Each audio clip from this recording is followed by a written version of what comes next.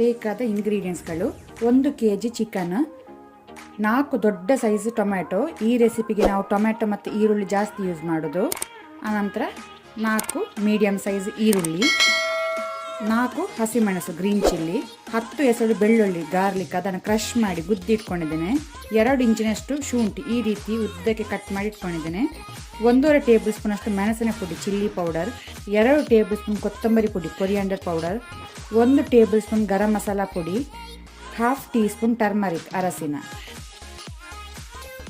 ಇಲ್ಲಿ ನಾನು ಎಣ್ಣೆ ಬಿಸಿಗಿಟ್ಟಿದ್ದೇನೆ, ಆಯಿಲ್. ಈಗ ಇದಕ್ಕೆ ಈರುಳ್ಳಿ ಹಾಕೋಣ. ಆನಿಯನ್ ಒಳ್ಳೆ ರೀತಿ ಗೋಲ್ಡನ್ ಬ್ರೌನ್ ಆಗೋ ತನಕ ನಾವು ಈರುಳ್ಳಿಯನ್ನು ಫ್ರೈ ಮಾಡ್ಕೊಳ್ಬೇಕು.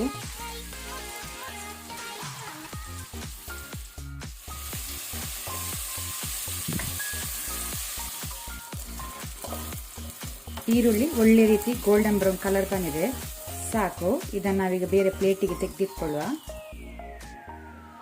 ಈಗ ಸೇಮ್ ಪಾತ್ರೆಗೆ ನಾವು ಚಿಕನ್ ಪೀಸಸ್ ಅನ್ನು ಹಾಕೊಳ್ಳೋಣ.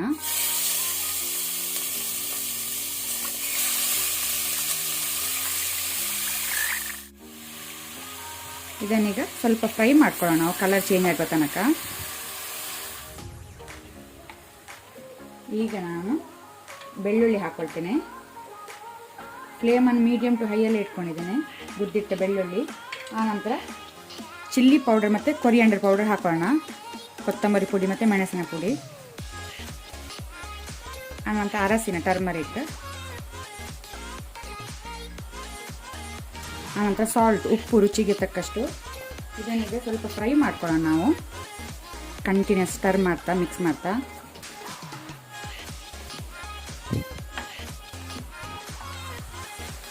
ಮಸಾಲ ಫ್ರೈ ಆಗಿದೆ, ಸಾಕು. ಈಗ ಅರ್ಧ ಲೋಟೆಯಷ್ಟು ನೀರು ಹಾಕೋಣ. ಜಾಸ್ತಿ ಹಾಕೊಳ್ಬೇಡಿ, ಚಿಕನ್ ನೀರು ಬಿಡ್ತದೆ. ಪುನೊಮ್ಮೆ ಅದನ್ನು ಮಿಕ್ಸ್ ಮಾಡುವ. ಈಗ ನಾವು ಮೀಡಿಯಮ್ ಟು ಹೈ ಫ್ಲೇಮಲ್ಲಿ ಚಿಕನ್ ಬೇಯಲಿಕ್ಕೆ ಬಿಡುವ.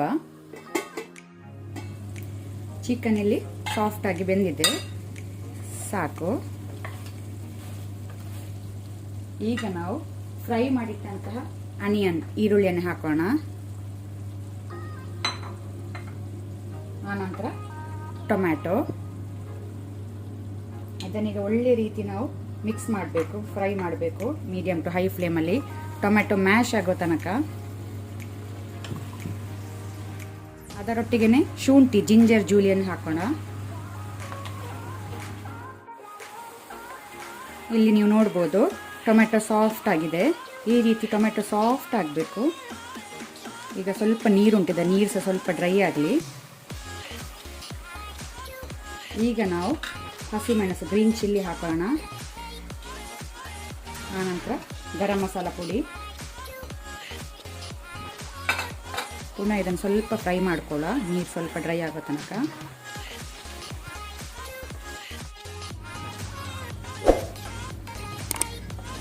ನಮ್ಮ ಟೊಮ್ಯಾಟೊ ಚಿಕನ್ ರೆಡಿಯಾಗಿದೆ ಸರ್ವ್ ಮಾಡಲಿಕ್ಕೆ.